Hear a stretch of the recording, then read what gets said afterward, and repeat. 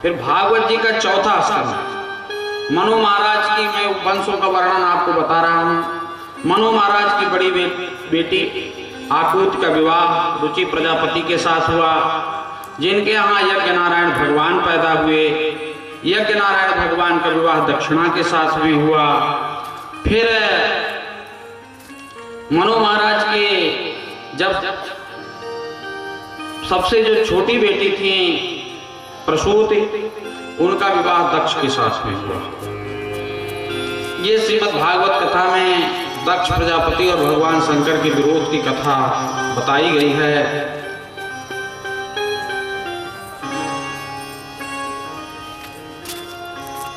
भवे शीलवतां श्रेष्ठ, विदुर जी मैत्री जी से पूछते हैं, भवे शीलवतां श्रेष्ठ दक्षो गृहीतवत्सलः विद्वेषं किं करोत् कस्मान् नृत्यात् त्यजं सतीम्।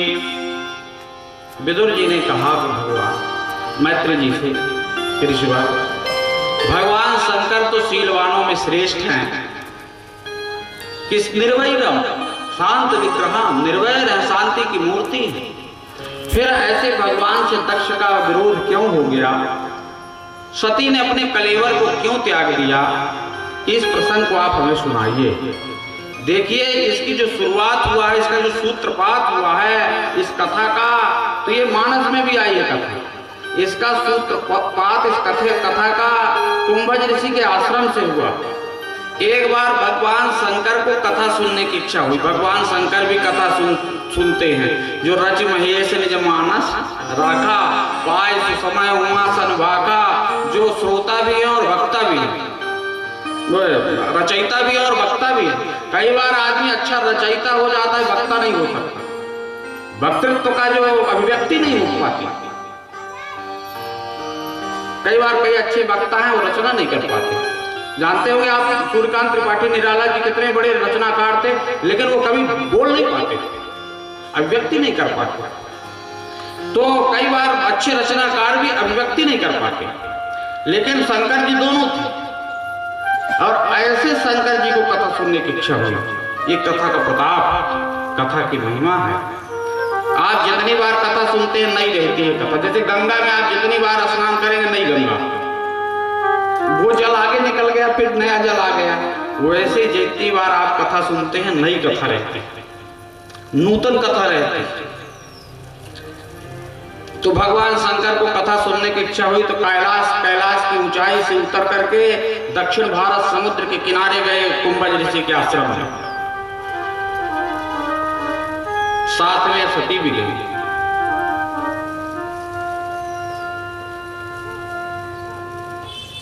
एक बार त्रेता युग माही असंभु गए कुंभज ऋषि माही।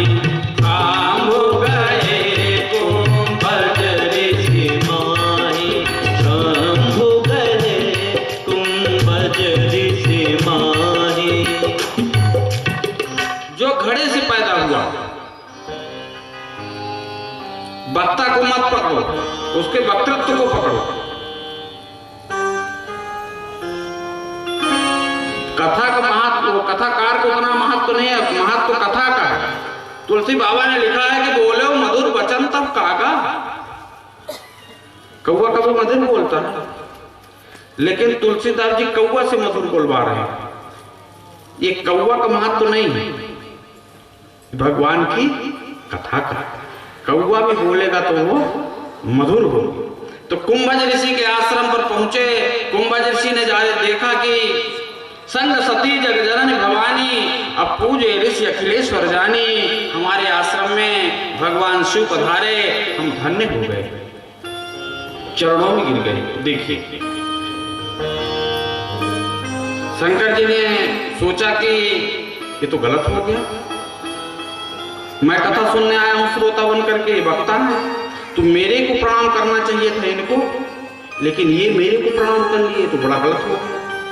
शंकर जी ने सोचा कोई बात नहीं, अभी इन्होंने मेरे को प्रणाम कर लिया, जब कथा समाप्त होगी, विश्राम होगा कथा का, तो इनके चरणों में दक्षिणा रख करके मैं इनको प्रणाम कर लूंगा, बात बराबर हो जाएगी।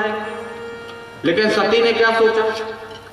सती के साथ एक बड़ी समस्या है। सती दक्ष की बिटिया, चतुर की बिटिया, तो उनके अंदर चतुरता के संस्कार है। गई विश्वास के साथ, शंकर जी विश्वास, गई विश्वास के साथ, लेकिन जब जहां विश्वास लगाने का समय आया तो बाप के संस्कार आ गए, चतुरता, आग्रह से बंध गए।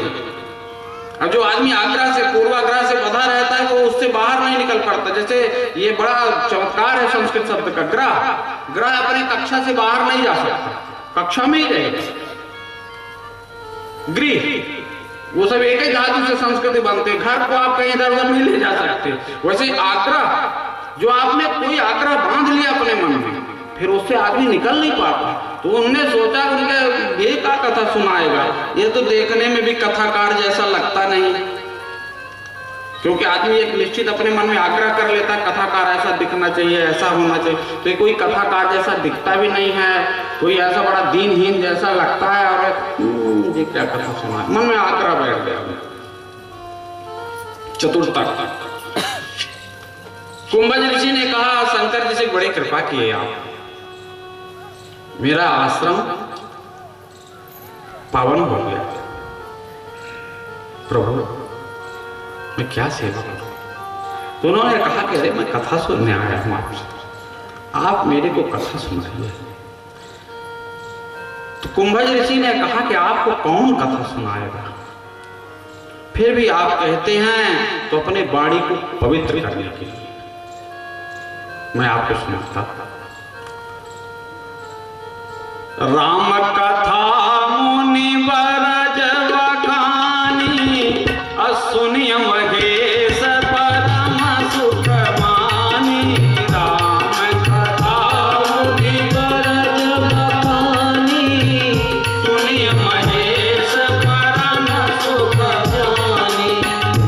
देखिए, जब आए थे तो संग सती जग जनन भवानी, जब श्रोता का नाम आया तो सुनी महेश परम सुख मानी। सती ने तो मन में सोच लिया था कि क्या कहेगा, तो बैठी थी, सुन नहीं रहे थे, शंकर जी सुन रहे थे, इसलिए सुनी महेश, जो सुना उसको सुख हुआ। अब कथा चलती रही, कुछ दिनों तक चली। कहत सुनत रघुपति गुण गाथा, कहत सुनत रघुपति गुण गाथा। कछु दिन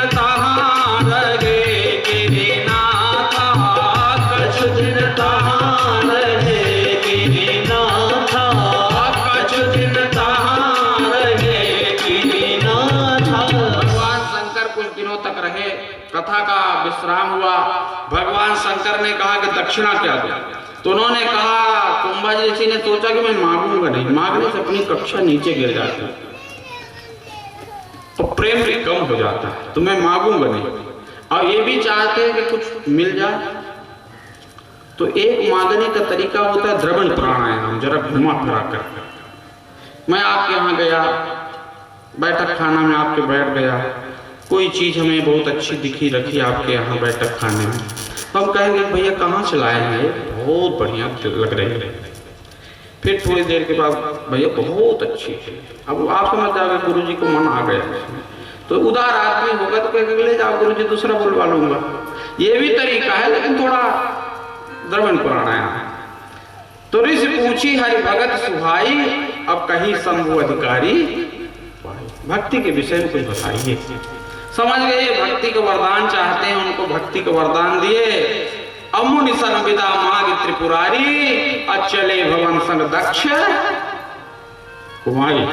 अभी आए थे तो उनके लिए जो संबोधन था जगत जननी भवानी सती, लेकिन अब जब कथा नहीं सुनी, ये चतुर की बिटिया जा रही दक्ष कुमारी।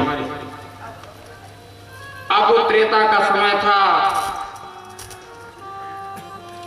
राघव का वनवास हो गया था। पिता बचन तजी राज उदासी,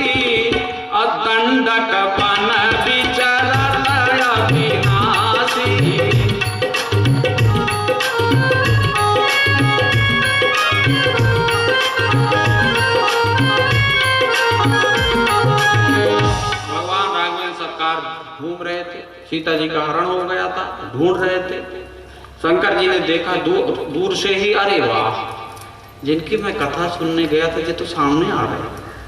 लेकिन उसमें जान न कीन चिन्हारी, उनने सोचा कि ये चिन्हारी करने का, पहचान का समय नहीं है, क्योंकि हमारे सखा नाटक कर रहे हैं, मैं बीच में जाऊंगा तो इनका नाटक बिगड़ जाएगा। जैसे आपका कोई मित्र नाटक मंडली में काम करता है, 10 साल से नहीं मिला, नैनपुर के बाजार रंगमंच में, अब वो नाटक के स्टेज पर खड़ा है जलंधर बन करके, अब मान लो उसका नाम है राम प्रसाद या शिव प्रसाद या कोई कुछ भी, थोड़ी देर के लिए आप दौड़ पड़े, अरे राम प्रसाद भैया, वहाँ कहाँ को राम प्रसाद, वहाँ तो जलंधर खड़ा है। वो भी दौड़ पड़ेगा, हाँ काका, वो पूरा नाटक गड़बड़ा गया ना। अरे उसको डायलॉग अपने बोलने हैं, नाटक वाले वो भी मुकुट लगा के साहब ये दौड़ पड़ा, सब चौपट का हो गया। तुमने सोचा कि हमारे मित्र नाटक कर रहे हैं, मैं बीच में जाऊंगा तो मेरे मित्र का नाटक बिगड़ जाएगा, इसलिए दूर से जय सच्चिदानंद जग पावन और अस कह चले मनोज न सावन, जय सच्चिदानंद। अब सती तो कथा सुनी होती तो वो भी पहचान जाती, लेकिन सती ने तो कथा को सुना नहीं था। तो सती ने कहा कि प्रभु आपने प्रणाम किसको किया? अरे बोले देवी, जिनकी कथा सुनने गए थे, भगवान अखिल ब्रह्मांड नायक जगदीश्वर। मैं नहीं मानती, ये तो कोई राजकुमार हैं और किसी ने इनकी पत्नी का हरण कर लिया है, तो व्याकुल होकर के ढूंढ रहे हैं। नहीं देवी, भगवान। सती ने कहा नहीं मानती। तो भगवान शंकर ने कहा जो नहीं मानती तो ठीक है, मैं तो कह रहा हूं, जो तुम्हारे मन अति संदेह तो कि न जाए परीक्षा, तुम्हारे मन में बहुत संदेह है तो जाकर के परीक्षा कर लो। तो सती ने सोचा हाँ ये ठीक रहेगा, चल दी। अब शंकर जी ने सोचा कि भगवान की परीक्षा लेने जा रहे हैं कल्याण, लेकिन अब मैं कर भी क्या सकता, अब तो हुई है वही जो राम रचि राखा, अब को कर तरक बढ़ावे शाखा। अब तो वही होगा जो उनको मंजूर होगा, मैं क्या कर सकता। बाहर संकट आए तो भीतर चले जाओ। शंकर जी ध्यानस्थ होकर के बैठ गए,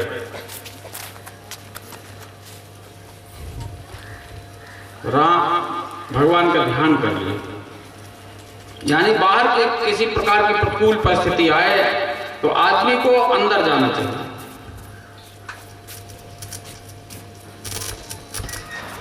पदार्थ की परेशानी हो तो तत्व में जाके तत्व का देखिए, पदार्थ की चिंता होती, अविनाशी चीज की चिंता होती, वो विनाशी चीज की चिंता होती पदार्थ, अविनाशी यानी तत्व का चिंतन होता। चिंता करने से बुद्धि का विनाश होता और चिंतन करने से बुद्धि में प्रकाश होता है, तत्व का चिंतन होता है। बाहरी कोई ऐसा संकट पदार्थ जगत का है तो तत्व का चिंतन करिए, अंदर चले जाइए, अंदर जाने से तत्व का चिंतन होता है, बाहर पदार्थ की चिंता होती है। भगवान शंकर अंदर चले गए, ध्यानस्थ हो। सीता जी सती सीता जी का रूप बनाए। लखन लाल ने आते देख, अरे ये तो जगत जननी सती आ रही है सीता जी के रूप में।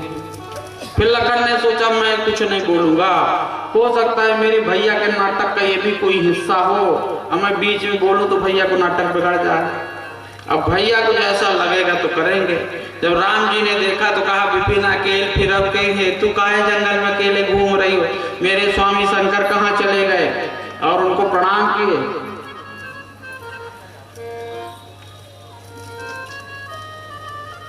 सती ने सोचा कि ये तो पहचान गए, बड़ा दुख हुआ सती को। चलती, जब सती चल दी तो क्या देखती हैं, जहां देखहीं तहां प्रभु आसीना, जहां देखहीं तहां प्रभु आसीना, सेवहि सेठ मुनीश प्रवीणा, सेवहि सेठ मुनीश प्रवीणा, सेवहि सेठ मुनीश प्रवीणा। वही दिखे।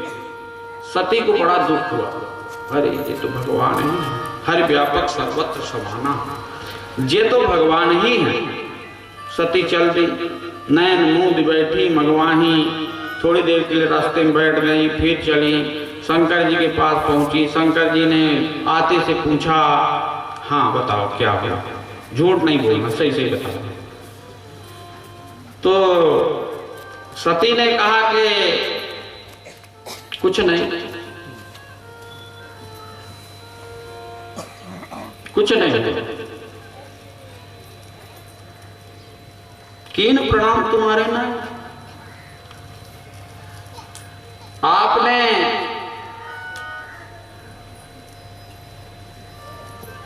दूर से प्रणाम किया था, मैंने पास में जाके कर लिया, बस। कीन प्रणाम तुम्हारे नहीं, आपने दूर से किया था, मैंने पास में जाके कर लिया, बस। शंकर जी ने सोचा कि नहीं, इतना तो नहीं हुआ। तब शंकर देखे उधर ध्यान, और सती जोगीन चरित सब जाना, सती जोगीन चरित सब जाना। शंकर जी ध्यानस्थ हुए, अरे इन्होंने सीता जी का रूप बनाया, ये ठीक नहीं किए। अगर अब इनसे दाम्पत्य धर्म का निर्वहन करता हूं तो मेरे लिए अनीति होगी, धर्म पथ से हटना होगा। उस समय भगवान शिव संकल्प कीन मन माहे, और यही तन सती भेंट आवे नहीं। आकाशवाणी हुई कि धन्य है भगवान से। सती ने कहा कि आकाशवाणी आपको विराजित क्यों कर रही है? शंकर जी ने नहीं बताया कि मैंने तुम्हारा त्याग कर दिया इसलिए। अरे बोले होती होगी आकाशवाणी, तुम चलो। अब शंकर जी चल दिए। अब सोचे रास्ता, अगर आदमी बातचीत करते हुए चले तो रास्ता बहुत जल्दी समझ में नहीं आती, कट जाती है। अब मुंह कुप्पा जैसे फुलाए फुलाए चल जाओ सिवनी तक, तो लगता है कि बंबई तक जा रहे थे दूर, तो जल्दी हो जाता है, रास्ता बीत जाता है। तो शंकर जी ने सोचा कुछ बातचीत करते चले, तो ये कथा तो सुनती नहीं है, जिनको इतिहास सुनाओ।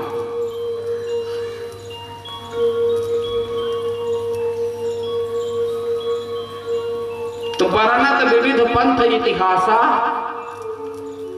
अब विश्वनाथ पहुंचे कैलासा। संभव घटनाओं का संग्रह इतिहास है, और असंभव घटनाओं का संग्रह ही पुराण है।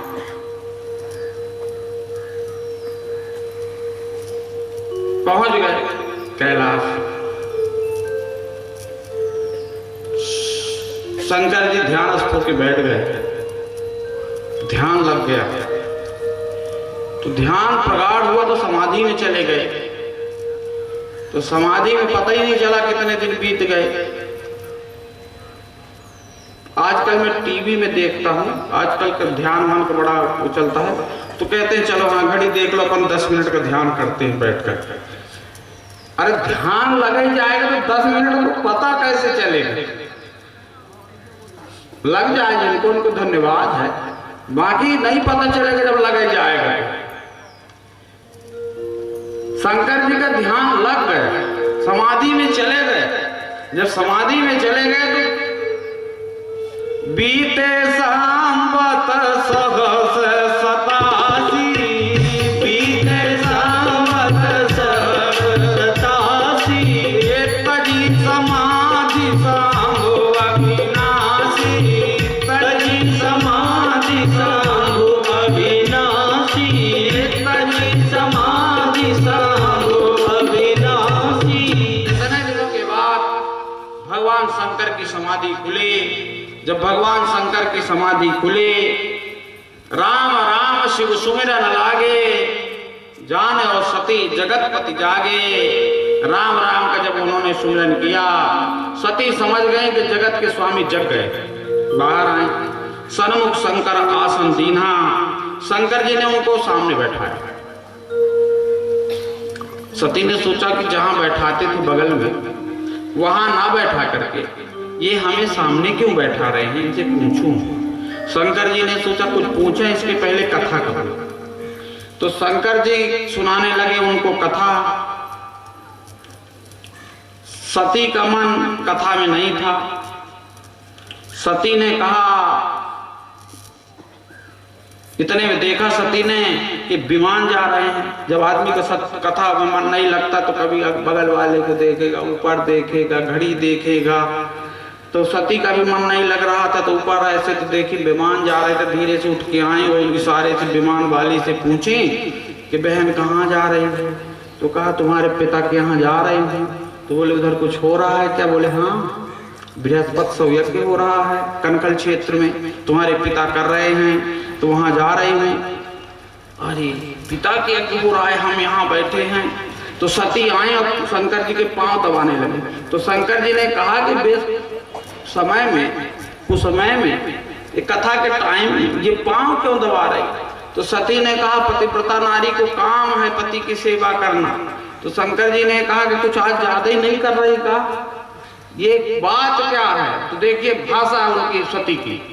जब माताओं बहनों के उसमें कुछ मायके का रहता है तो मेरे मायके में ऐसा, मेरे मायके में ऐसा, मेरे मायके में ऐसा, लेकिन सती की भाषा देखिए क्या कहती है।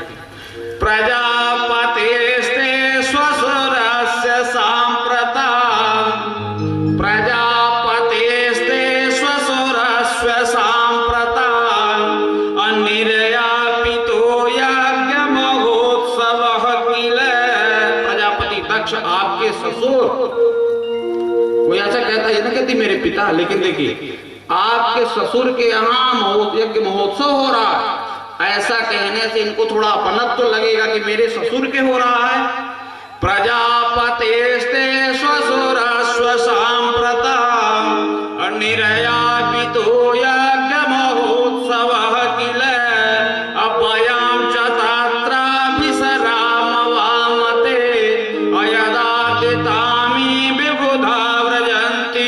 इसलिए हम सब वयम अहम आवाम वयम, तो हम ये तो 7वीं 8वीं में पढ़ाते थे, रूप पढ़ाते थे, तो यह पढ़े लो अहम आवाम वयम, हम सब।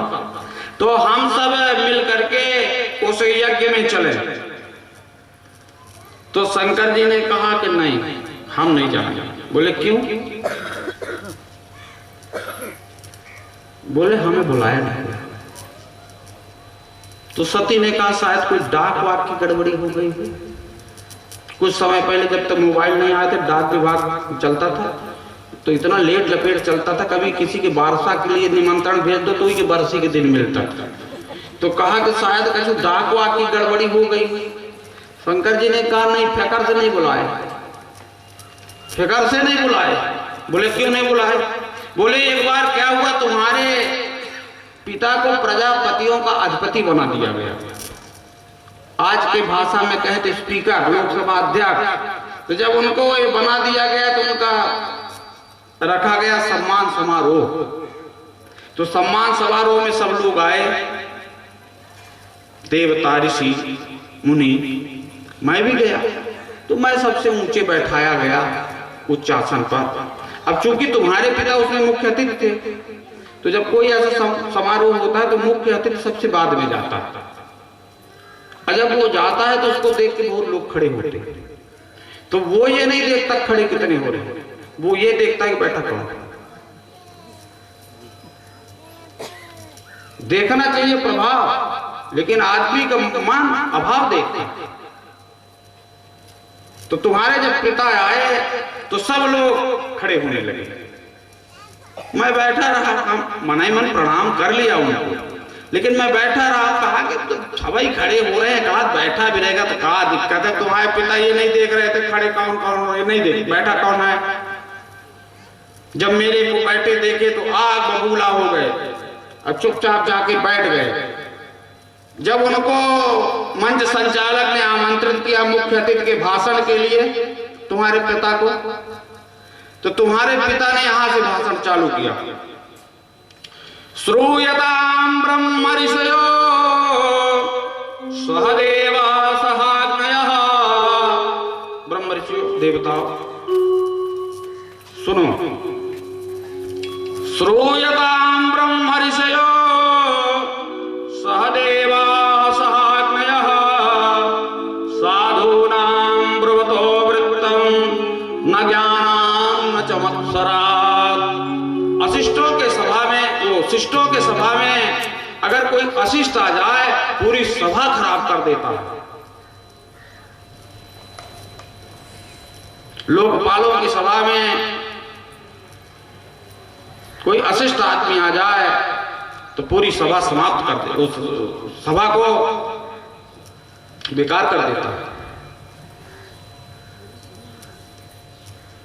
सब लोग देखने लगे इधर उधर घूम करके किधर अशिष्ट कौन बैठा है। तो दक्ष प्रजापति ने कहा, क्या देखते हुए, शंकर नहीं दिख रहा तुमको? अरे मैंने अपनी मृग सावक्षा, मृग नहीं कन्या, मरकटोच, ये बंदर के नेत्र वाले के साथ विवाह कर दिया। ये कभी हंसता है कभी रोता है, भूत प्रेतों को साथी बनाया है, श्मशान में वास करता है, इसके माता पिता का पता नहीं है। अब गाली देने में कोई मीटर थोड़ी रहता कि इतना ही दें। गाली देत में एक है पलटत होए अनेक, अब कहा कबीर मत पलटिए वही एक को एक, तो गाली देने लगा। देखिए भागवत में बहुत सी टीका है, सरस्वती टीका, चूर्णिका टीका, शालग्राम टीका। भागवत की सबसे अच्छी जो टीका है श्रीधर स्वामी की टीका है, श्रीधरी टीका। तो श्रीधर स्वामी कहते हैं कि मैं भागवत जैसे ग्रंथ में भगवान शिव की निंदा कैसे मानूं। ये दृष्टि है, आप चाहें तो निंदा में भी स्तुति निकाल सकते हैं, ये दृष्टि है, ये दृष्टि सृष्टि न्याय है। आप चाहें तो निंदा में भी स्तुति निकाल सकते हैं। श्रीधर स्वामी कहते हैं कि जो ये कह रहा है कि ये भूत प्रेतों को साथी बनाया है, तो कहते हैं कि एक बार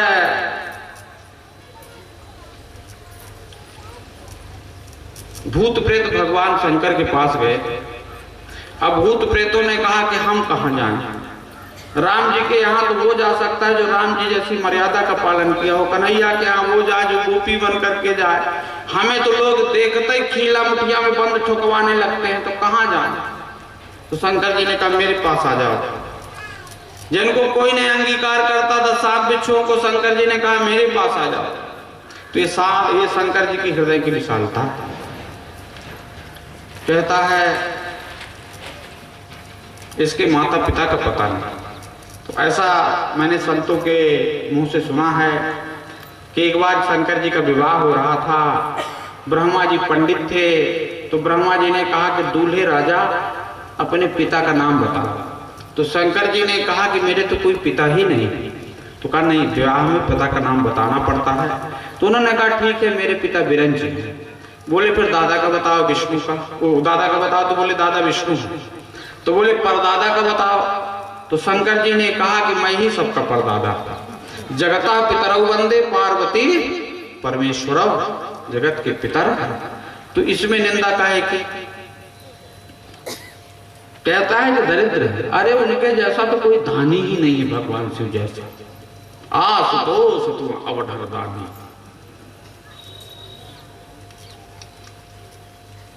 शंकर जी चुपचाप बैठे अपने निजता,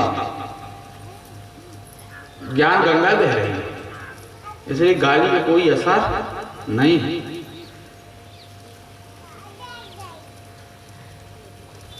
एक बार भगवान बुद्ध जा रहे थे, कोई आदमी गाली दे रहा था,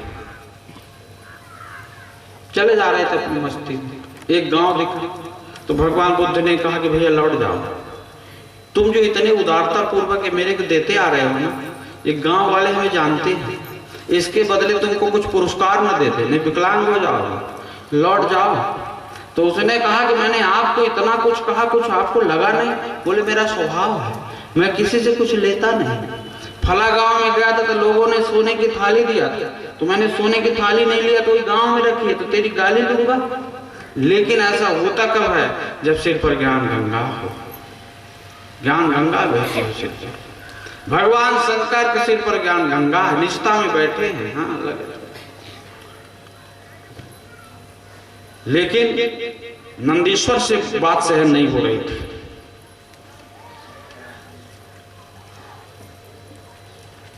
नंदीश्वर ने सोचा कि हरिहर निंदा सुने जो काना, पाप मोहि गौघात समाना। अरे दाक्ष, जिस मुंह से तुम भगवान शंकर की निंदा कर रहे हो, तुम्हारा मुख बकरे का हो जाएगा। तो उठ करके भृगु खड़े हो गए, बोले तू ससुर दामाद के बीच में काहे बोल रहा है? तो कहा कि जब तेरे जैसे बामान सर्वभक्षा तू जाते,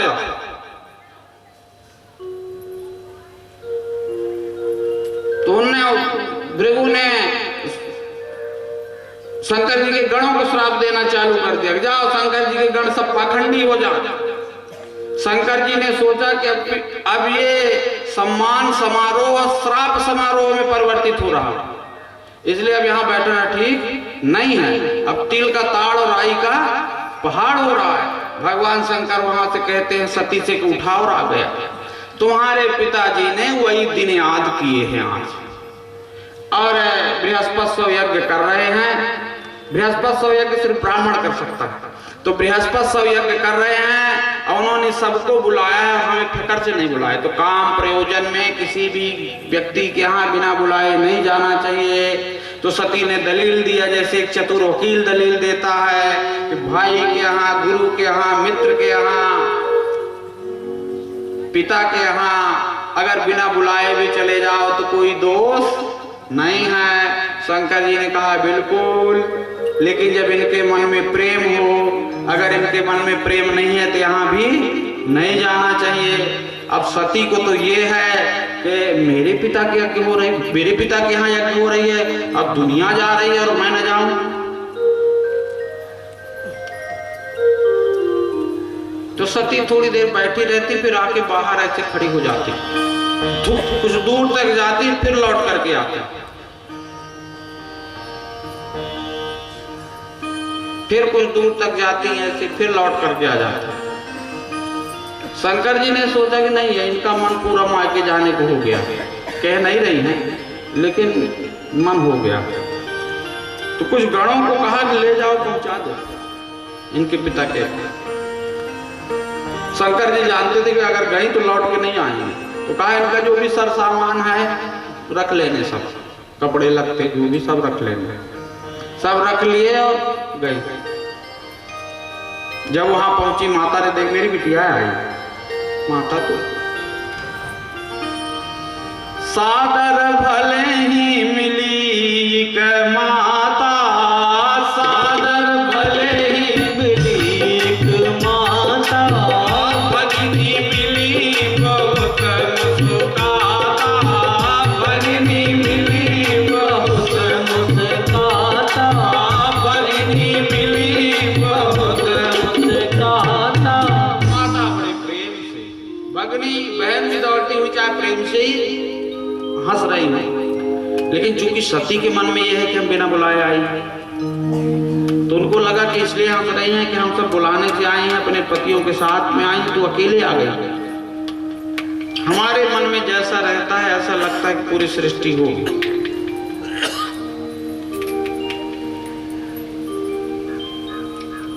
जब पिता ने देखा तो कहा कि तेरे को किसने बुलाया? मैंने तो नहीं बुलाया। बड़ी निंदा की पिता मंदमति निंदत तेहि, सुकृतक्ष संभव्य देहि, तजिहं देह तुरत हेतु, ऊर्ध्व चंद्र मौल वृष केतु। बड़ा निंदा की पिता की। और जब देखी चारों तरफ ईशान दिशा खाली थी। ईशान दिशा में भगवान शंकर की स्थापना की जाती, कोई भी अनुष्ठान होता है तो रुद्र कलश स्थापित किया जाता है। जब उन्होंने देखा कि ईशान दिशा खाली है, अरुद्र भागं तमवेक्ष चाद्वरा, अरुद्र भागं तमवेक्ष चाद्वरा, पेत्रा च देवे कृतहेलनं विभो। अरुद्र भागं तमवेक्ष, जब उन्होंने देखा कि ईशान दिशा में रुद्र का भाग नहीं है, पिता की भी बड़ी निंदा की। अनादृतायाज्ञ सदाश्वधीश्वरे, और जितने वो यज्ञ में सदस्य लोग थे, बैठे थे, जो आमंत्रित लोग थे, उनको भी बड़ी निंदा की और कहा सबको इसका बड़ा परिणाम दुखद भोगना पड़ेगा और मैं अब लौट के नहीं जाऊंगा। सती ने नाभि चक्र से अपने प्राण को उठाए। यहाँ रम बीज मंत्र है। अलग अलग हमारे शरीर में जो 5 तत्व है ना, उनके अलग अलग स्थान है। तो रम जो है वो, जैसे लम जो है उसका है जल तत्व का, और रम जो है वो अग्नि तत्व का है। कुंड में हवन करते हैं तो रम लिखते हैं ऐसा करके, अग्नि तत्व का बीज मंत्र है। तो उन्होंने अपने नाभ चक्र से प्राण को उठा करके हृदय में लाए और हृदय में ला करके वो अग्नि जो अग्नि तत्व के सहित और हृदय से ला करके भृगुटी में लाए। अब भृगुटी में ला करके वही रंग जो हमारे अंदर अग्नि बीज है, अग्नि है, उसको प्रज्वलित किया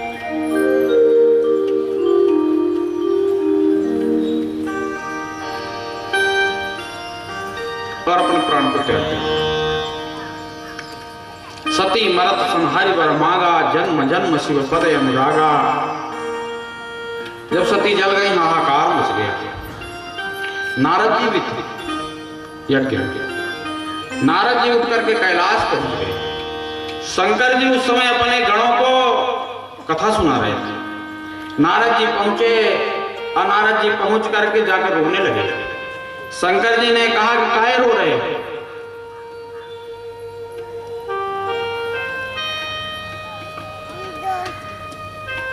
भवो भवान्यां निधनं प्रजापते सत्कृताया अवगम्य नारदात। नारद जी रोने लगे। शंकर जी ने कहा काहे रो रहे हो? नारद जी ने कहा कि सती ने प्राण त्याग दिए पिता के यहाँ। शंकर जी ने कहा वो तो होना ही था। बोले आपके जो गण गए थे उनको भृगु ने अग्निकुंड से बहुत से गणों को उत्पन्न करवा के ऋभु नामक बड़ा कुटवाया वहां। जब शंकर जी ने सुना कि मेरे गणों को कूटा पीटा गया है तो उन्होंने एक केस उखाड़ कर ऐसे पृथ्वी पर पटका तो एक विकराल पुरुष प्रकट हो गया। शंकर जी कहते हैं भो वीर भद्रम ते, हे वीर तुम्हारा भद्र यानी कल्याण हो, इसलिए उसका नाम क्या हुआ? वीरभद्र। वीरभद्र करी कोप पठाए, जाओ ये यज्ञ का विध्वंस कर दो। वीरभद्र आए। एक अच्छे महात्मा हुए हैं, अभी नहीं है, दिवंगत हो गए, प्रभुदत्त ब्रह्मचारी। रामराज परिषद से जवाहरलाल नेहरू के खिलाफ चुनाव भी लड़े थे इलाहाबाद से। तो उनने एक भागवत लिखी 56। तो लिखते हैं कि जब वीरभद्र पहुंचे, आवगिनो नहीं ताव यज्ञ की आग बुझाई, अरिद्विकली ने पकड़ी धमाधम करी कुटाई, भगकी पोरी आंख बती सी पूखा झारी, अब भृगु की दाढ़ी मूछ सफा चट करी उखारी। यानी जो जिस अंग से भगवान शंकर को उपहास किया था, भृगु अपने जब गाली बक रहा था इस सभा में दक्ष प्रजापति, भृगु दाढ़ी में हाथ घुमा घुमा के आनंद ले रहे थे तो उनकी दाढ़ी उखाड़ ले, भागे आंख के इशारे से कह रहे थे हाँ और तो उनकी आंख तोड़ दे, पूका बत्ती सी निकाल के दे हंसे जा रहे थे, उनकी बत्ती सी तोड़ दी, पूरा मलमूत्र कर दिए, बहुत सब पानी ले जाके कुंड में डाल दिए। जजमान जो था दक्ष प्रजापति उठ करके भगा, उसको पकड़े और उसको सिर को मरोड़ के तोड़ के और यज्ञ में सुहा कर दिया। आ गए शंकर जी के पास। ब्रह्मा जी ने सोचा कि जिस प्रकार से यज्ञ का विनाश हुआ, यज्ञ की संस्कृति समाप्त हो जाएगी। आगे यज्ञ क्या है? यज्ञ व्यष्टि के लिए नहीं होता, यज्ञ समष्टि के लिए होता है। यज्ञ से सबका कल्याण होता है, वातावरण शुद्ध होता है, वायुमंडल परिष्कृत होता है। यज्ञ जीवन भी एक यज्ञ है। एक अच्छी बात याद आई बताता है। जो आप यज्ञ करते हैं उसमें क्या ये काहे की आहुति हो रही है? आप ऐसा बोलते हैं इंद्राय स्वाहा इदम इंद्राय नमः, यानी ये इंद्र का है, ये मेरा नहीं है। प्रजापते स्वाहा, ये प्रजापति का है, ये मेरा नहीं है। यानी काहे क्या आहुति हो रही है? ममता की। ये ममता की आहुति है। तो जब आप ममता छोड़ेंगे तो स्वाभाविक है कि आपके अंदर अहमता आएगी कि हमने इतना छोड़ दिया, वो और खतरनाक है अहमता। तो जो पूर्णाहुति होती है वो काहे की होती है? अहमता। ये ममता और अहमता की आहुति भी है ये जीवन भी एक यज्ञ है। ये जीवन रूपी यज्ञ में कई प्रकार के दुर्विचार दुर्गुण बड़ी बाधा करते, जैसे विश्वामित्र के यज्ञ में राम लक्ष्मण को ले आओ, ज्ञान वैराग्य को ले आओ जीवन में, ये भी एक, तभी आपके जीवन यज्ञ पूरा होगा, नहीं तो ये भी यज्ञ नहीं पूरा होगा। अब गीता कहती है उसका जो यज्ञ का एक पक्ष ऐसा है, अन्नाद् भवन्ति भूतानि परजन्याद् अन्न संभवः अयज्ञाद् भवति परजन्यो यज्ञ कर्म समुद्भवः। मनुस्मृति कहती है अग्नौ प्रस्ताहुतिः सम्यगादित्यमुपजायते आदित्यान् जायते वृष्टिर अन्नम तथा प्रजा।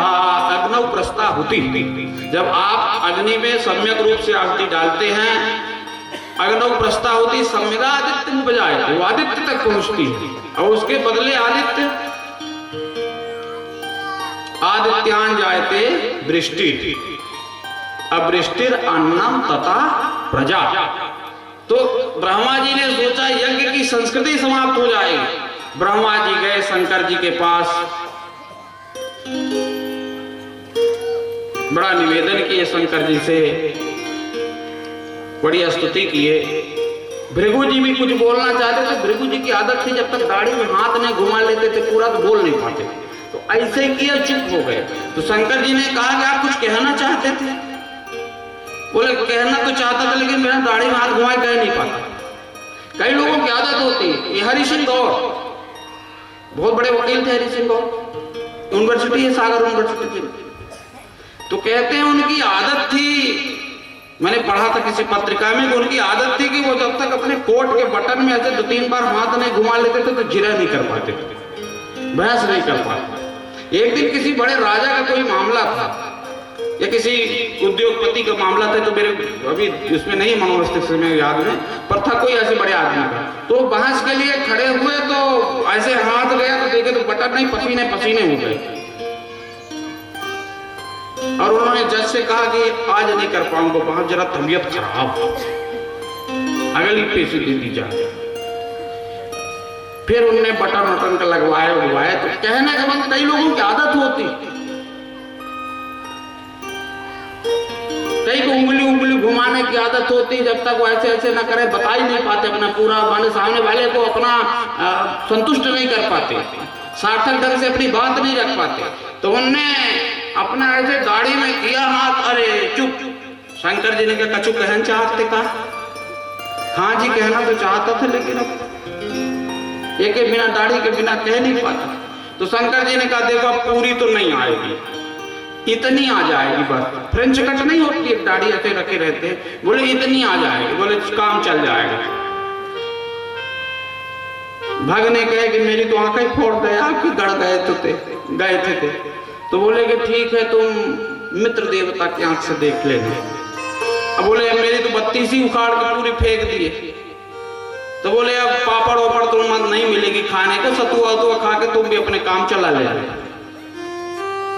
और जो देवता लोग गए थे सब भगवान की स्तुति करने लगे। आइए एक भजन के माध्यम से हम अपने श्रद्धा सुमन भगवान शिव के चरणों में समर्पित करें।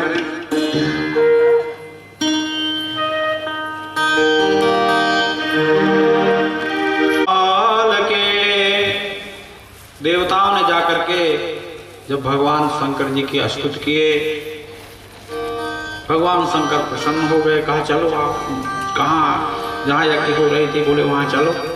गए, बोले जजमान को बुलाओ। बोले जजमान तो भाई नहीं, आप गण आए थे तो मर्डर करके चले गए, उनका धड़ भर है। तो बलि पशु था बकरा, उसका ला करके सिर जोड़ दिया, उसको जीवित हो गया। ये अहमता का प्रतीक है, अहंकार का प्रतीक, बड़ा अहंकारी था। बकरा अहंकार का प्रतीक, मैं का प्रतीक। पहले रामलीला होती थी, उसमें राधे श्याम में गाते थे वो व्यास लोग। मेरा गाना वाना तो आता नहीं, अब गाना नहीं आता तो जानता भी हूँ कि नहीं आता, कहीं को तो नहीं आता तब भी जानते भी नहीं कि नहीं आता, ऐसे बेसुरे होते हैं। तो वो रामलीला होती थी, तो उसमें रामलीला में वो व्यास कहते थे कि बकरी मैं करती है तो अपना शीश कटाती है, और मैना करती है तो सबके मन को भाती। मैं दक्ष को कट गया था, ये मैं अहंकार को, आज बकरा अहंकार को प्रतीक है, जोड़ दिए वो। फिर बड़ा स्तुति किया उसी बकरे के उससे सिर से बां बां करके, तब से शंकर जी के लोग बम बम करने लगे, वही टाइम से चालू हुआ है बम बम। वो करते ना बोल बम वो जाते हैं। फिर यज्ञ का संचालन हुआ। अब वो दक्ष को वो बकरे के सिर से अच्छा नहीं लगता था, कुछ दिनों के बाद वो शरीर त्याग दिया, क्षत्रिय राजा हुआ। सती का वो, अब शंकर जी उसके बाद कहीं ध्यान लगा के बैठ जाते, कहीं उपदेश करते। सती का क्या हुआ देखिए, सती भी एक चतुरता की प्रतीक थी। जब चतुरता जलती है तब श्रद्धा उत्पन्न होती है। जब तक आपके अंदर चतुरता है तो श्रद्धा नहीं हो सकती। श्रद्धा बुद्धि में रहेगी तो कम ज्यादा होती है, श्रद्धा चेतना में आनी चाहिए। बुद्धि की श्रद्धा तो कम ज्यादा होती रहेगी, चेतना में आने, चेतना में जब श्रद्धा आ जाती तो फिर वो कम ज्यादा नहीं होती। हिमालय के यहां पैदा हुआ। एक बड़ा सुंदर श्लोक है, चाहे संस्कृत का कमाल दिखाता हूं आपको।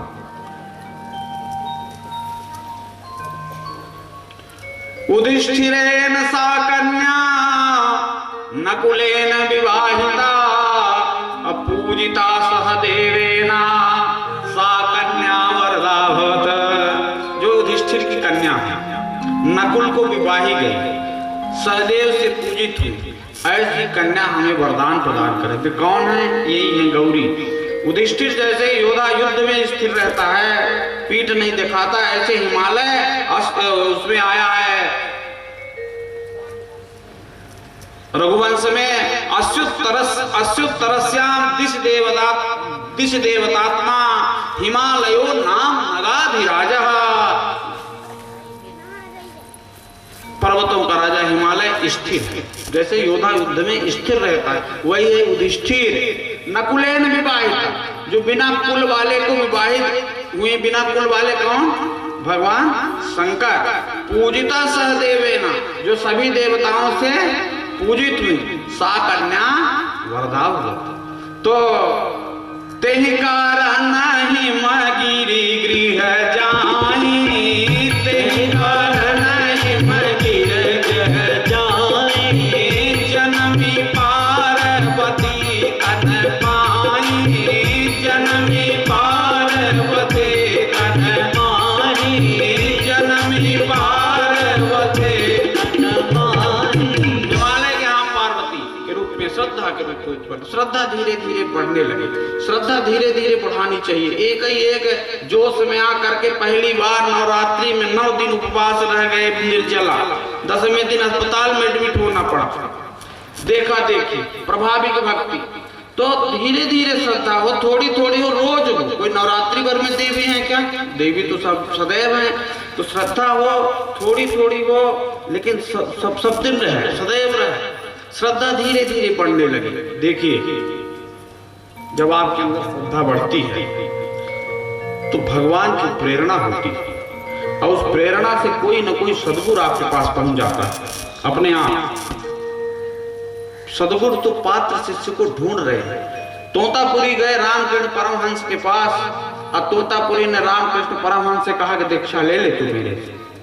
तो रामकृष्ण परमहंस ने कहा कि हमें दीक्षा लेने की क्या जरूरत है, हमें तो साक्षात काली माता दर्शन देती। तो कहा ठीक है, काली माता से पूछ लेना। रामकृष्ण परमहंस ने दूसरे दिन काली माता से पूछा कि तोतापुरी आए हैं, कहते हैं कि तू मेरे से दीक्षा ले ले। तो मेरे को क्या दीक्षा की जरूरत है, मेरे को तो आपका साक्षात दर्शन होता है। तो काली मैया ने कहा कि मेरे दर्शन का पुण्य है कि तोतापुरी जैसा सदगुरु तेरे दरवाजे पे आके खड़ा है, कहता है तू मेरे से दीक्षा ले ले। तेरी फलकर फल दरस तुम्हारा। तो आपके अंदर जब पात्रता बढ़ती, पात्रता निर्मित होती है, तो कोई ना कोई ऐसा सद्गुरु संत आता है जो जीव को शिव से मिला देता है। तो नारद समाचार सब पाए, अब कहो तो कहीं गिर गए सिधाए। जब उनके यहाँ पहुंचे, अरे शैलराज ने देखा, शैलराज बड़ आदर कीना, शैलराज बड़ आदर कीना, पद पखारी बड़ आसन कीना, पद पखारी बड़ आसन कीना, पद पखारी बड़ आसन कीना। सुंदर आसन पर विराजित किए, श्रेष्ठ पर यानी श्रेष्ठ आसन पर विराजित किए। अब लड़के बच्चे घर में रहते, कोई साधु महात्मा आ जाए तो आदमी लड़के बच्चों को लाता है, गुरुजी जरा के देखने का, कुंडली उंडली हाथ वाथ अच्छा करते हैं ना आदमी। तो अब उनके कन्या थी, तो कन्या को ले आए और कहा कि महाराज मेरी बिटिया है, जरा इसके हाथ तो देखने। नारद जी हाथ देखने, हाँ नारद जी हाथ देखना जानते थे। कई लोग तो नहीं भी जानते तब भी देखते, और कई लोगों की आदत तो है, कोई घर में आ जाए साधु महात्मा को देखने, मेरे हाथ देखने। अरे हाथ के बहुत कम लोग जानते, तो कोई को भी दिखाने लगते। नारद जी जानते, और आपको बता दूं आप भी जान सकते हो, हाथ देखना कोई बड़ी बात है का? तो 3 चीजें पर याद कर लो बस, ऐसे हाथ देखा जाता है। भैया आप बहुत अच्छे आदमी हैं, किसको लगता है कि मैं खराब है? फिर दूसरी बात, आपको सब कहना मानते, लड़के बच्चे घरवारी नहीं मानते।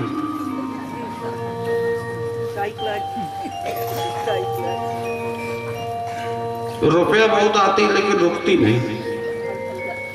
जी 3-4 पॉइंट है उसके, तो ये सब नहीं जानते, बहुत गूढ़ विद्या। कोई के भी सामने ऐसे तो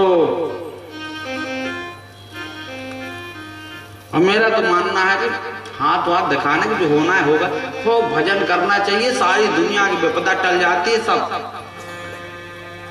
झाड़ फूक में भी नहीं पड़ना चाहिए। मेरे कई लोग झाड़ने, मैं बड़े संकट में पड़ जाता हूँ, आज तक कोई तो झाड़ू नहीं। हाँ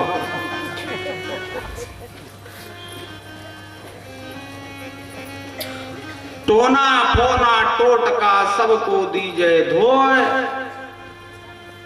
अशास्त्र कहे सो कीजिए आप ही फल हो। शास्त्र सबसे बड़ा कहते हैं भगवान का नाम संकीर्तन करो। दुनिया में नाम संकीर्तन के बराबर कोई विपदा टालने वाला नहीं है। राम नाम की औषधि खरी नियत से खाए, और अंग रोग व्यापे नहीं महारोग मिटी जाए। जो लोग मढ़िया डुटिया करते रहते वहां भूत प्रेत की पूजा में, तो जे भूतन कर जूठन कही अंत काल में भूत ही हुई।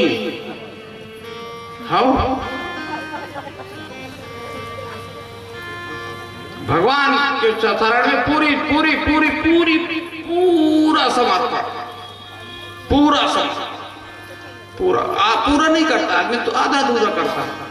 झुके ना दिल झुके सर ही एक ऐसा सर झुकाना, झुके ना दिल झुके सर ही एक ऐसा सर झुकाना है, और कहीं दिल हो कहीं सर हो ये हरकत बहसियाना। तो भगवान के चरणों में पूरा समर्पण हो बस। खैर आइए, नारद जी हाथ देखने लगे, देखिए बताने लगे। शैल सुलक्षणी सुता तुम्हारी, सभी लक्षणों से परिपूर्ण, लेकिन सुना हो जो अवयव गुण दुई चारी यानी 2 गुणे 4 बराबर 8। इसमें 8 गुण हैं। क्या? अगुण मान मातु पितुहीना, अब उदासीन सब संशय छीना, जोगी जटिल काम मन नगन मंगल वेश, यही कर पर सो मिले परिहस्त असरेक। देखिए कहते हैं इसमें 8 अवगुण है, तो क्या शक्ति है, क्या पार्वती में अवगुण थे? ये तो शंकर जी में है ना, लेकिन बता किस में है? पार्वती में। देखिए पति पत्नी कहने में अलग अलग है, लेकिन हाँ एक जैसे दूध और उसका धौलत्व, आग और उसकी चिंगारी, समुद्र और उसकी लहर कहने में अलग अलग है, लेकिन है एक। वैसे पति पत्नी कहने में अलग अलग है, लेकिन है एक। पति का गुण पत्नी का गुण है, पत्नी का गुण पति का गुण है। जैसे शंकर जी कैसा वेश धारण करते हैं, वो शंकराचार्य जी का वो देवी जी का क्षमा आराधन स्तोत्र है, तो याद है तब भागवत कर रहा हूं। चिता भस्माले को, चिता भस्माले को, गरल मसनाम दिगपट भरो, जटाधारी कंठे भुजग पतिहारी पशुपति, कपाली भूतेश भजति जगदीशैक पदवी, भवानी त्वात्पाणि ग्रहण परिपाटी फलमिदा। चिता भस्मा लेपो, जो चिता की भस्म धारण करते हैं, गरल मस गरल, दिगपट जटाधारी, कंठे भुजग, पशुपत, कपाली भूतों के ईश, लेकिन पदवी काय की है? भजति जगदीशैक पदवी। पदवी किसकी है? जगदीश की। कारण भवानी त्वात्पाणि ग्रहण परिपाटी फलमिदा। ऐसा है मंगल वेश धारण करने वाले भगवान जी को जगदीश की पदवी काहे मिल गई? भवानी के साथ पाड़ी ग्रहण संस्कार होने के कारण। तो मैं जो आपको बता रहा हूं ये अवगुण शंकर जी में है, लेकिन बता किस में रहे हैं? पार्वती। महाराज मेरी इतनी सुंदर कन्या को ऐसा वर मिलेगा। देखिए कन्या के वर के विषय में घर के अलग अलग सदस्यों के अलग अलग राय होती है, सबकी अपनी अपनी राय है। ऐसा मैं पढ़ा हूं शास्त्रों में। कन्या सोचती है कि मेरे को जो वर मिले ना, देखने सुनने में जरा बढ़िया हो। पिता सोचता है कि मेरी बिटिया को जो वर मिले समाज में जरा उसकी पूंछ पर पढ़ा लिखा। माँ क्या सोचती है? माँ सोचती घर में खूब गहने हैं, यही लाने ब्याह हुआ में चढ़ावा उढ़ावा सबसे पहले औरतें यही पूछती, कहो कहो आओ है सबसे पहले, खूब गहने गांठे। मेहमान रिश्तेदार क्या सोचते हैं? रिश्तेदार सोचते हैं कि हमारे रिश्तेदार की बिटिया का जहां विवाह हो रहा है उनका कुल बढ़िया हो। और गांव वाले क्या सोचते हैं? बफर में भोजन बढ़िया हो। बस सबकी अपनी अपनी राय है। ये तो किसी के हिसाब से पूरे नहीं बैठ रहे, जो बताए कि ऐसा ऐसा है, ऐसा ऐसा होगा। तो बोले कि महाराज फिर क्या करते? एक काम करिए देवर्ष, महामृत्युंजय कर दीजिए। तो देवर्ष ने कहा कि मेरे करने से नहीं होगा। देखिए बड़ी विचारणीय बात है। किसी के चरण बड़े सुंदर हैं तो आप उनकी पूजा कर लीजिए, लेकिन चलना आपको अपने चरण से पड़ेगा। अभी नैनपुर जाना है तो आपको अपने चरण से जाना पड़ेगा। किसी के चरण बड़े सुंदर हैं, पूजा कर लीजिए। और चरण किसके सुंदर होते हैं? जैसे एक बार राघवेंद्र सरकार और जानकी जी बैठे थे चित्रकूट में, तो राघवेंद्र सरकार कहे जानकी जी से कि आपके चरण से मेरे चरण ज्यादा सुंदर। तो जानकी जी कहे नहीं, आपके चरण से मेरे चरण ज्यादा सुंदर। तो कहा भैया से पूछ लो, लखन लाल से। तो लखन लाल ने जानकी जी के दाहिने चरण में हाथ रखा, राघव के बाएं चरण में हाथ रखा और कहा कि मैया के चरण से भैया के चरण ज्यादा सुंदर। फिर उसका उल्टा किया और कहे कि भैया के चरण के मैया के चरण ज्यादा सुंदर है, दोनों प्रसन्न हो गए। तो बोले कि आज जानते हैं आपके चरण काहे सुंदर हैं? बोले आपके चरण इसलिए सुंदर है कि आपका आचरण सुंदर है। जिनके आचरण सुंदर होते हैं उनके चरण सुंदर होते हैं, अब उन्हीं के चरणों की पूजा की जाती है। तो आप किसी के चरण की पूजा कर लीजिए, लेकिन आपको चलना अपने चरण से पड़ेगा। देखिए ब्राह्मण प्रतिष्ठक होता है, तो ब्राह्मण आपको भौतिक जगत की चीजें जप करके आपका ग्रह काट सकता है। भौतिक जगत की चीजों में, भौतिक जगत की चीजों को आपको लाभ दिला सकता है, लेकिन जीव को शिव से मिलना है तो दूसरे के किए नहीं होगा। जीव को शिव से मिलना है तो खुद चलना पड़ेगा। नर्मदा के कंकर को शंकर होना है तो घिसना पड़ेगा। बिना घिसे वो नर्मदा का कंकर शंकर नहीं होगा। अंतःकरण को साफ करना पड़ेगा, खुद साधना करनी पड़ेगी, खुद भजन करना पड़ेगा। तो महाराज आप नहीं कर, बोले नहीं मेरे करे नहीं होगा, इसको खुद।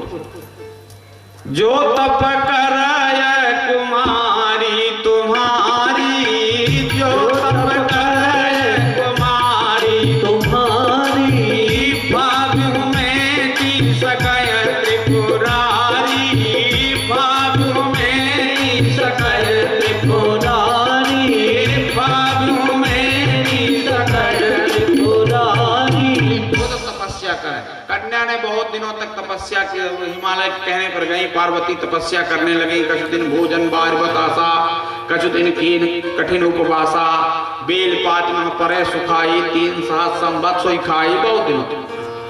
इसी बीच में एक शिवपुराण में कथा है कि बजरंग का पुत्र पैदा हुआ तारकासुर। अब तारकासुर ने बहुत तपस्या किया और वरदान मांगा कि मेरी मृत्यु न हो।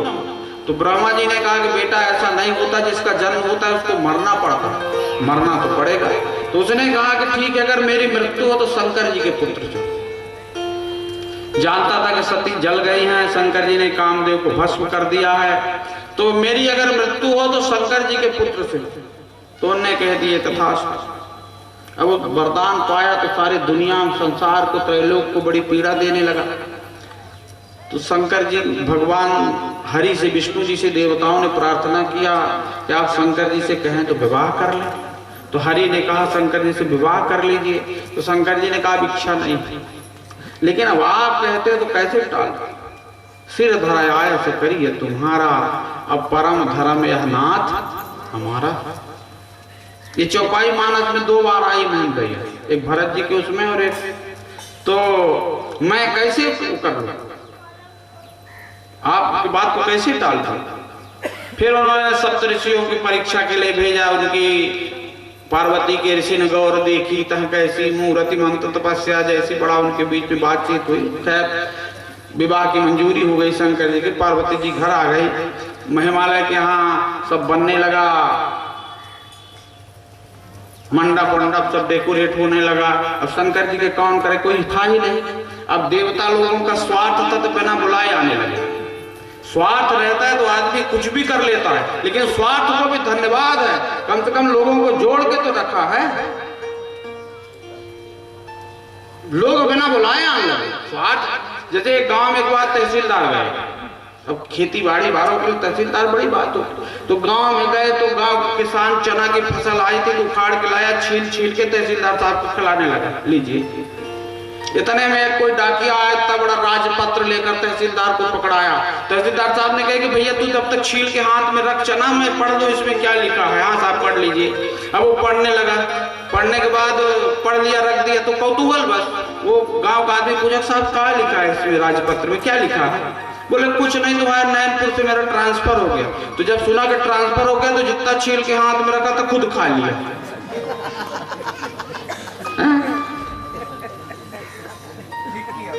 अब क्या खिलाऊं, स्वार्थ। देवता लोग बिना बुलाए अब आकर अपने नए नए कपड़े सब पहनने लगे, सब श्रृंगारित होने लगे। देवियां भी अपना श्रृंगार करने लगी। दूल्हा की तरफ कोई नहीं देख रहा। वीरभद्र ने, शंकर जी से वीरभद्र ने कहा कि प्रभु ब्याह किसका हो रहा है। बोले मेरा। तो बोले फिर इतनी तैयारी काय कर रहे हैं। बोले करने दो, कितनी भी तैयारी कर रहे हैं ब्याह तो मेरा ही होगा, बाराती चाहे कितना भी अच्छा पहन ले। अरे बोले नहीं, ये स्वार्थी लोग हैं, हम अपने लोगों को बुलाते हैं। वीरभद्र ने आवाहित किया, पूरे दुनिया के भूत उठे। कोई भूत भारत भर में थोड़ी है, शंकर जी कोई भारत भर के भगवान थोड़ी है। तो पूरे दुनिया के भूत उठे, सब आ गए। क्यों याद किया गया? बोले स्वामी को विवाह हो रहा है, तैयार करो। शंकर जी के गण, वो भूत प्रेत शंकर जी को तैयार करने लगे। अद्भुत। शिव ही सांभो गण करहि श्रृंगारा, जटा मुकुट रही मोर सवारा, जटा मुकुट रही मोर सवारा, जटा मुकुट रही मोर सवारा। कामदेव को जलाते समय जटाएं बिखर गए थे, तो उसको ऐसा बांध के एक नाग किंग कोबरा ऐसे कर दिए, नेचुरल मौत। बोले गहने पहना दो, कंकन कुंडल पहिरे ब्याला। बोले हो गया, अब पाउडर लगा दो। दूल्हा पाउडर भी लगाता है, कई बार ना लगाने लायक रहते तब भी लगा लेते हैं। ऐसा लगता है जैसे पकी जामुन में कोई ने नमक छिड़क दिया हो। तो ये दुनिया का ऐसा दूल्हा है कि ऐसा पाउडर लगा के श्मशान की राख कर लो ब्याह, संसार में रह लो, लेकिन ये मूल चीज याद रखना कि शरीर एक दिन श्मशान की राख होगा। शंकर जी उपदेश देते हैं, दुनिया में रहो, व्यवहार निभा लो, सब हवेली में रहो, कोठी में रहो, कोठी से अटैचमेंट मत कर लेना, चिपक मत जाना, किसी चीज से चिपक मत जाना, वो दुखदाई है। पद्म पत्र में थाम लो सब, जैसे कमल का पत्ता पानी में रहता है लेकिन कभी चिपकता नहीं। तुलसी जग में यूं रहो, अज्यों रसना मुख माहे, अखाती घी और तेल नित, फिर भी चिकनी नाहे। कभी किसी चीज से अटैचमेंट मत कर लेना, किसी चीज में चिपक न जाना। ब्याह कर लो, अच्छी बात है। ये सब वो गालिब का है, हमें मालूम है जन्नत की हकीकत। गालिब दिल बहलाने के लिए ख्याल अच्छा है, कर लो जितना सब बढ़िया दुनिया का, लेकिन ये सब ऐसे ही श्मशान की राख लगा के शंकर जी सारे दुनिया को संदेश देते हैं। हाँ, श्मशान की राख लगाए, पहला दूल्हा है ये पाउडर लगाने वाला है। वीरभद्र ने कहा कि आप इधर तो दिगंबर रहते हैं। दिगंबर जानते हैं किसको कहते हैं? दिशाएं ही जिसकी अंबर है उसको दिगंबर कहते हैं। तो बोले आप यहाँ तो दिगंबर रहते हैं, ससुराल जा रहे हैं, मामला ससुराल का, कुछ पहन लीजिए। तो शंकर जी ने कहा कि देखो, जो कपड़े से बर बनता है ज्यादा दिन तक बर नहीं रहता। कपड़े किसी को बर नहीं बनाते, संस्कार, चरित्र, अस्मिता ये बर बनाती है। कपड़े से सोचो कि किसी की कक्षा ऊंची हो जाए, तो कपड़े से किसी कक्षा ऊंची नहीं होती। हेनरी फोर्ड, अमेरिका के हेनरी फोर्ड, उसके ट्रैक्टर आते थे, फोर्ड ट्रैक्टर, अब उसका कुछ दूसरा हो गया। तो एक बार कहीं जा रहा था विदेश, तो उसके सेक्रेटरी ने कहा बाहर जा रहे हो, कोट वोट बड़ी गंदी मैली है, दूसरा ऐसा कर लो, सिला लो नई सी। हेनरी फोर्ड ने कहा यहाँ तो हमें सब जानते हैं कि हेनरी फोर्ड है, कैसी भी कोट पहनो। और उधर जा रहा हूँ, कौन जानेगा कि कौन है, हम ऐसे ही ठीक है। देखो, कोट से, पैंट से, शर्ट से, इससे साफ सुथरे कपड़े होना चाहिए, लेकिन कोई जरूरी नहीं ब्रांडेड कपड़े ही, महंगे कपड़े ही, संस्कार अच्छे हों आपके, चरित्र अच्छे हों आपके। शंकर जी ने कहा जो कपड़े से बर बनता है वो ज्यादा दिन बर नहीं रहता, हम ऐसे ठीक हैं। अरे बोले हम जानते हैं, लेकिन मामला ससुराल का है, कई चीज व्यवहार निभाने के लिए करना पड़ता है। जैसे कोई नया घर बनाए, अभी गाने वालों को उद्घाटन में बुला ले, अबे वो राग छेड़ दे, रे मन ये 2 दिन का मेला रहेगा, कायम में जग का झमेला रहेगा, अंत में ठठरी को ठेला रहेगा। उसको लगेगा घर वाले का मेरे उद्घटना के दिन ठठरी बांध रहा सही है, लेकिन व्यवहार निभाने के लिए भी कुछ करना पड़ता है। तो कहा महाराज कुछ पहन लो। तो शंकर जी ने कहा लाओ पहना दो। तो एक बाघ का अंबर लाके, बाघ का चमड़ा बाघंबर पहना दो। अब बार बार वो छूट जाए तो कहेंगे तो बार बार छूट जाता है, निकल जाता है। बोले बेल्ट लगाए देता हूँ, 3 हाथ को सांप लाके बेल्ट लगा देता। ये देवता कहने लगे ऐसी बारात है कि यहाँ जाएंगे तो जो अगवानी करने वाले हैं वो नहीं बचेंगे। कचू रसगुल्ला पेड़ा बना होगा कि नाश्ता को, तो ये नाश्ता बांटने वालों का नाश्ता कर लेंगे। तो एक काम करो, अपना आगे चलते। ये आगे चलती है। फिर वीरभद्र ने कहा कि भगवान ब्याह किसका हो रहा? शंकर जी ने कहा मेरा। तो बोले फिर ये आगे काहे जा रहे? बोले जाने तो कितना भी आगे जाए, ब्याह तो मेरा ही होगा। जब ये बारात पहुंची तो आगे कुबेर थे, तो वहां की महिलाओं ने पूछा आप दूल्हा हो? अरे बोले कहाँ को दूल्हा? मैं तो उनको खजांची हूँ, मुनीम। बारे दादा, जब ये मुनीम इतने सुंदर आए तो दूल्हा कितना सुंदर होगा? का धीरज धरो आता है। फिर वरुण देवता आप, पानी भरता हूं उनके घर। वायु देवता आप, झाड़ू लगाता हूं उनके घर। ये भगवान तो दूल्हा कैसा होगा? का धीरज धरो आया। जब ओरिजिनल बारात पहुंची, आज जब बिच्छू ने अपना डिस्को डांस चालू किया, भगदड़ मच गई। दूल्हे राजा पहुंच गए इसी भगदड़ के बीच में दरवाजे पर। मैना आरती लेके निकली। जब काले सांप को देखी तो आरती धरती पर पटक दी। शंकर जी ने कहा वीरभद्र दूल्हे का स्वागत ऐसा होता है क्या? वीरभद्र ने कहा ऐसा तो नहीं होता, लेकिन जहां हम लोग बारात जाते हैं ऐसे ही होता है। शंकर जी ने कहा कि मेरे सास को तो प्रसन्न होना चाहिए कि मेरा जमाई काल को गले में डाल के आया है, उसके कन्या का सौभाग्य अखंड हो गया। जो त्रिशूल सबको मारता है, काम क्रोध लोभ, उस त्रिशूल को मेरे जमाई ने मुट्ठी के अंदर बंद कर लिया है, तो उसको तो प्रसन्न होना चाहिए। नहीं प्रभु, आरती ने देखा कि जब जिसके माथे पर चंद्रमा विराजित है, आरती ने सोचा कि मैं इनकी काय आरती करूंगी, इसलिए चरणों में गिर के अपने जीवन को कृतार्थ कर रही। फिर तो बोली ठीक है। उधर मैंने अंदर गई, कहीं अरे वो नारद का काम मैंने बिगाड़ा था, ऐसा सलाह देके गया, ऐसे दूल्हा के साथ में ब्याह नहीं कर, पहाड़ से गिर जाऊंगी, विष खा लूंगी, आदि में कूद जाऊंगी, ऐसे दूल्हा के साथ ब्याह। फिर सब लोगों ने समझाया बुझाया, तैयार हुए। श्रद्धा विश्वास वेदी पर विराजित हुए, 7 मंगल फेरे हुए और बारात की विदाई हुई। बारात विदाई के बाद कुछ दिनों के बाद श्रद्धा विश्वास का जब मिलन हुआ तो कार्तिकेय तब जन्मे खटबदन तुम्हारा पुरुषार्थ का जन्म हुआ। श्रद्धा विश्वास वाला पुरुषार्थ आपके अंदर होना चाहिए। अकेला पुरुषार्थ, एक दिन कोई बता रहा था, मैं टीवी में सुन रहा था, जीवन में कोई सदगुरु हो, कोई श्रद्धा होनी चाहिए। तो कोई महाराज जी बता रहे थे कि एक गैया थी, तो गैया रात हो गई तो एक शेर ने उसको खदेड़ दिया। तो एक तालाब था, तो गैया जाके तालाब में घुस गई, शेर भी घुस गया। थोड़ा सा डिस्टेंस था दोनों की दूरी, थोड़ी कीचड़ में फंस गए दोनों। अब शेर न बढ़ सके गैया की तरफ, तो शेर ने कहा कि आज तेरे चक्कर में तो मेरा प्राण चला गया।